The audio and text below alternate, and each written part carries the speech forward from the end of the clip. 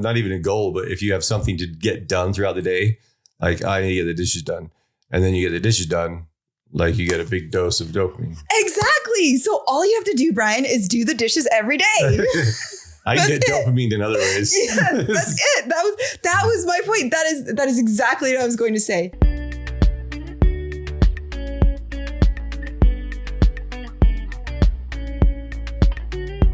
Welcome back to the Maeband podcast. Today we are going to talk about automatic success. Oh, I wouldn't think there is such a thing. How does that sound to you, Bryan? Do you like that? I would like that, but I don't think there is such a thing. Is there? No. Automatic success?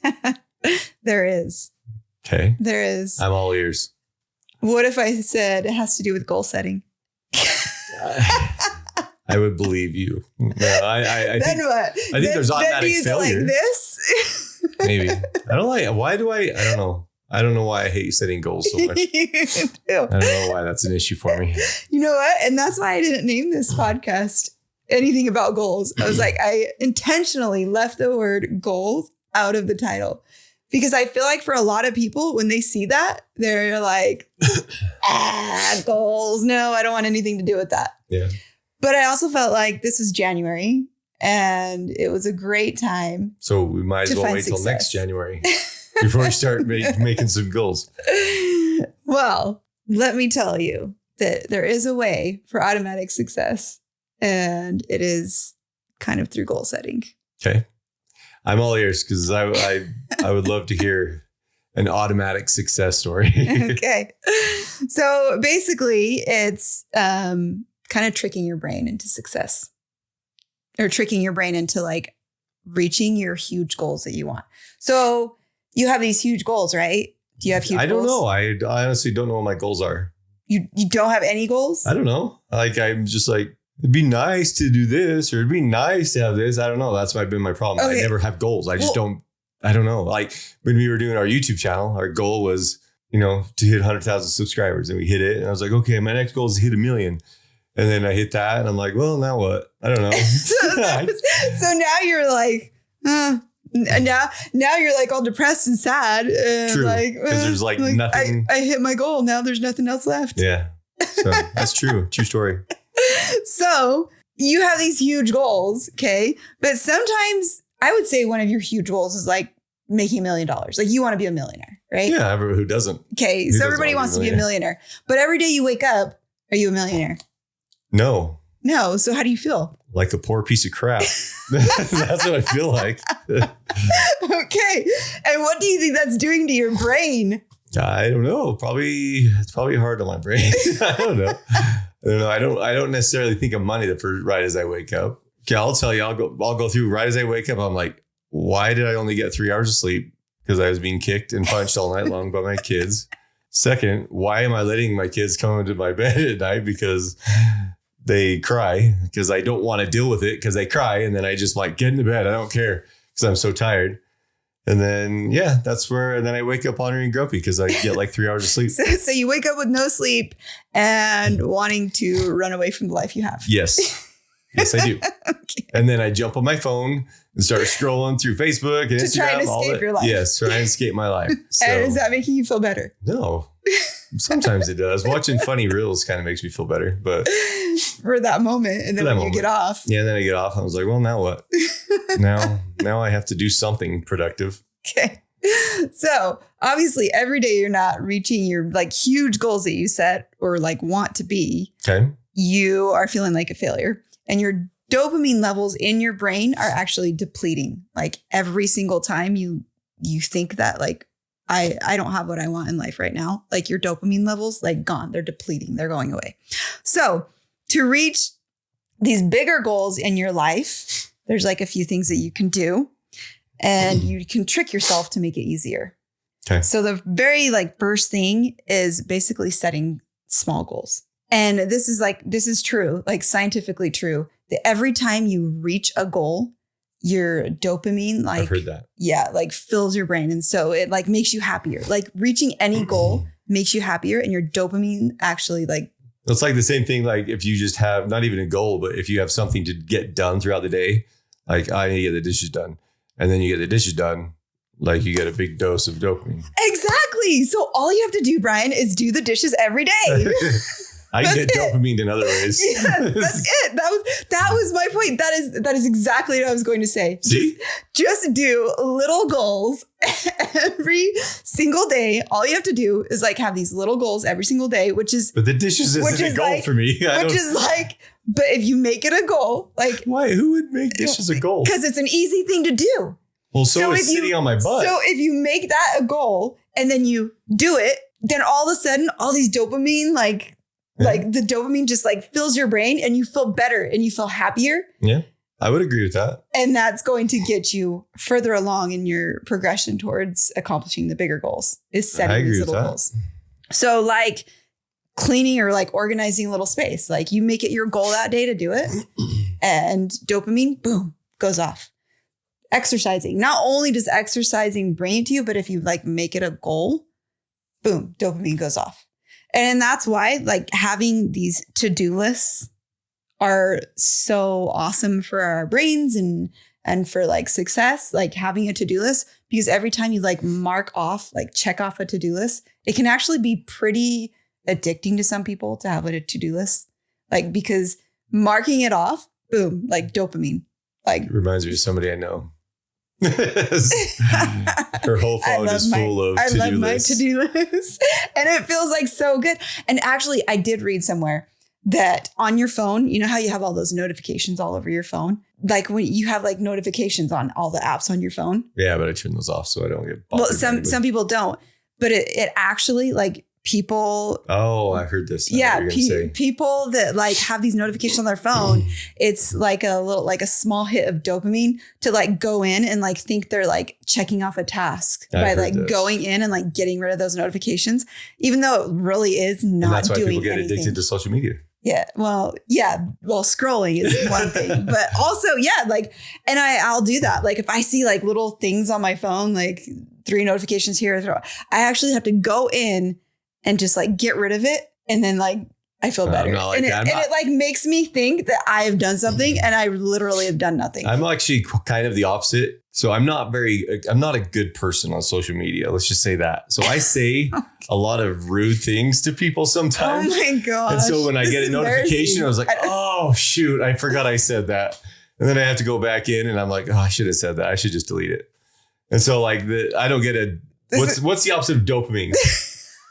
Whatever that is, that's what I get. Because I'm like, oh gosh, I should have said that. And then I have to delete it. I'm embarrassed that you're saying this on our podcast. I'm going to go and delete everything so you guys will never know what I'm talking about. I think we once talked about how Bryan just like says stuff. Yeah, we did talk in about arguments. How you just like say stuff that's on your mind. And I don't think you should be on social media. I probably shouldn't be, but it's more for humor. Like, I don't get on there to be mean. Dark humor. Yeah. When I get mad, I just feel like lashing out. But yeah. You feel like making yourself happy by being dark and I don't know. You're the one that married me. It's not this is who I am. I don't know. Okay, back on track. Yeah, sorry. So that's actually not a good way to get your dopamine. Yeah, is by like not really doing anything. Like you really should accomplish something and like checking off notifications isn't accomplishing anything. Isn't it? So you may be heading towards this way, but your vision boards, same thing? Yeah. Like vision boards, you should have a variety of things on there. You should have like a really big goal. You should have like smaller, like attainable goals that you can, that you know you can like reach in like a month or 2. Or even maybe that week. And then you should have like some based on work, some based on relationships. So maybe you should be a quick explanation of what a vision board is, just because I don't know, maybe everyone not know. I don't know. I didn't know like 5 years ago. It was like, here's a vision board. I'm like, what the hell is that? Vision board is like basically pictures of the things you want to attain in life. And then also like writing on it. So I don't like to write dates on mine because that's way too stressful for me. Yeah.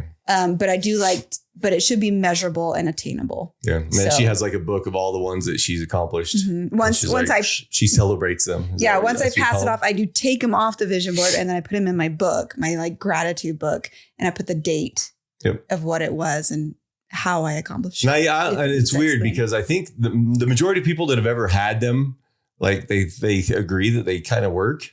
It's like this weird thing. I don't know how to explain it. Like, cause I've had them before and I've like got everything on that vision board, you know, at one point I was like, oh, that was cool. I'm too tired to put up more pictures. And I'll tell you why. Because you always put huge goals. That's true. You never put like easy, smaller things that you know you're going to get. And That's so true. then That they might be stay true. on there for a long time. But it's like, once you pull them off, it's like, ooh, release of dopamine in your head. Like, oh, this feels so good. Like, and like every day I go to the gym, like that's another thing. Yeah. Going to the gym is like a goal.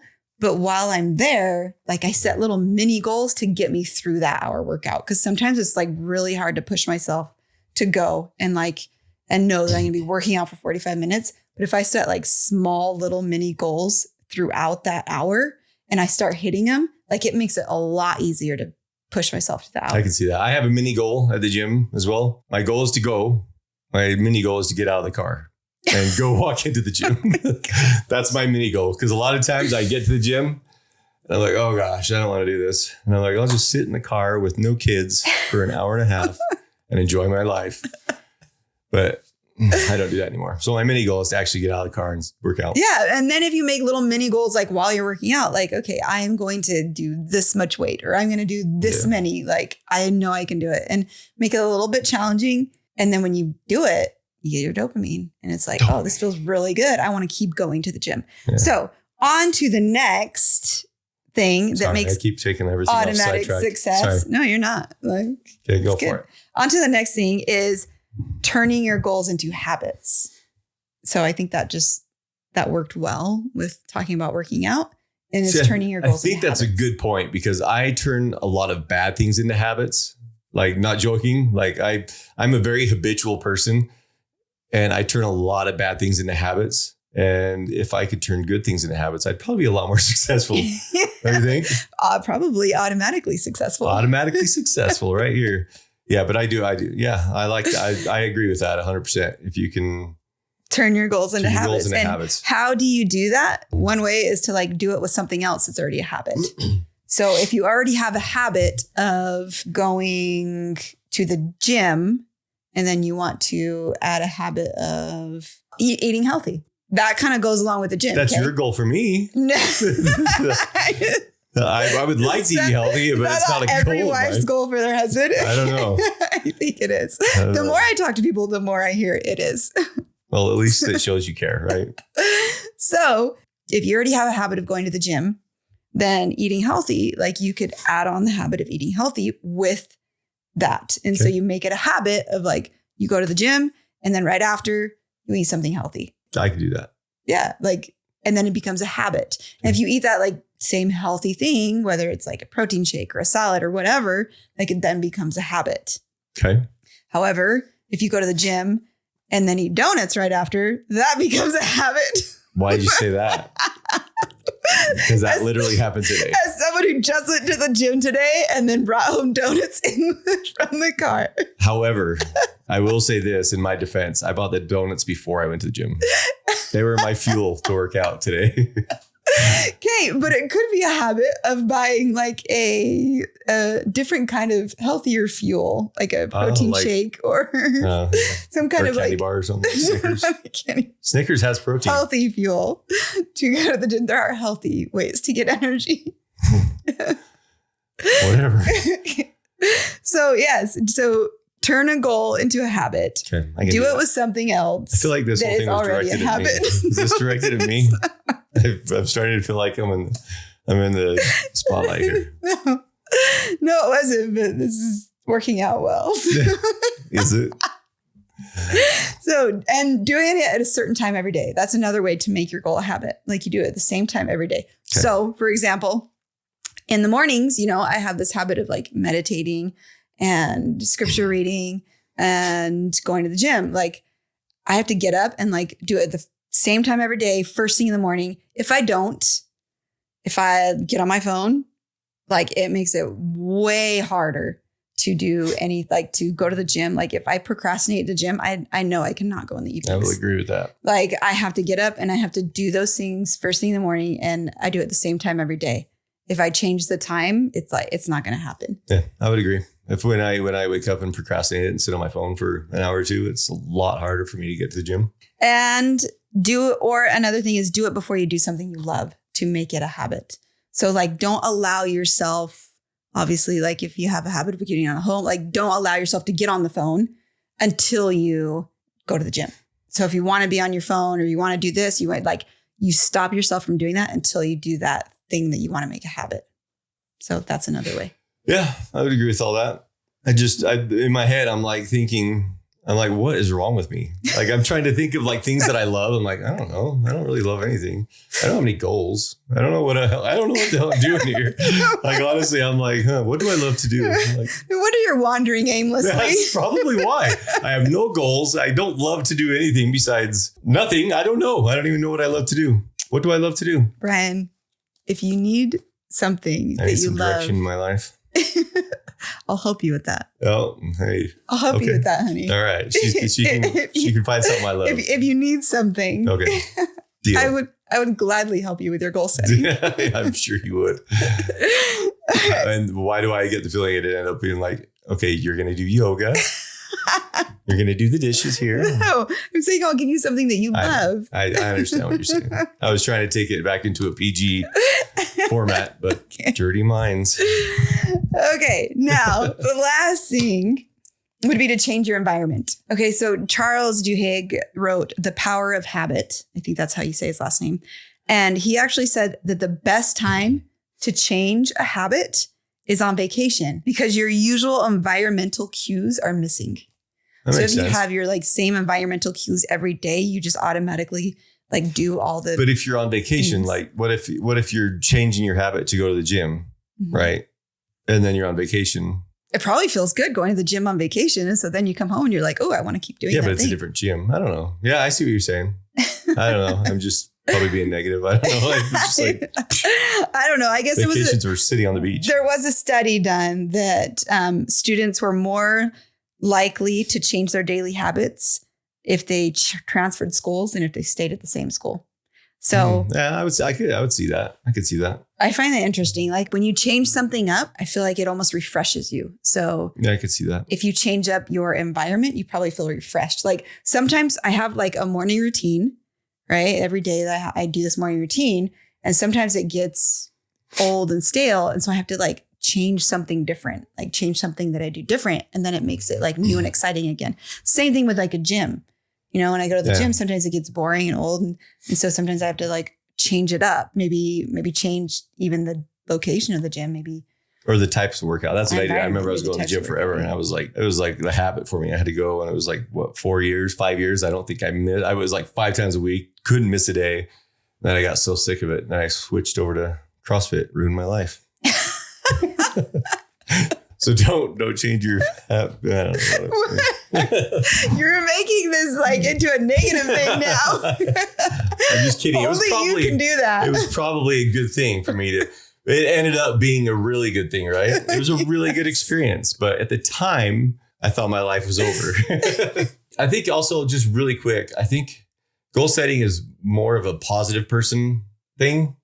Or maybe if you goal set, you are more positive. Maybe that's true. Maybe that's the thing. Maybe if you do goal set, you become more positive. I've noticed a lot of people that I've talked to, the goal setters are the happy people, and the people that don't have any goals, kind of like me. I'm not miserable. I'm not a miserable person, but I'm just not like a very positive, like, yo, everything's going to be great. Everything's perfect.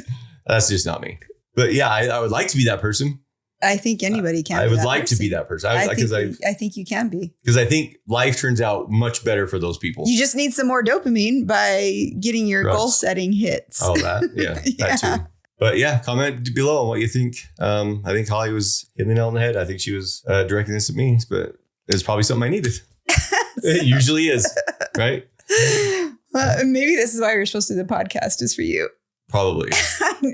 Probably. Everything nobody's going to watch. It's just me like learning. I'm like, fascinating. This is actually really good. Like it's a good refresher. Yeah. I've learned all these things, but I forget them. I forget a lot. So thank you, Holly. And thank you for watching. Yeah. So thanks for watching Maeband. Bye.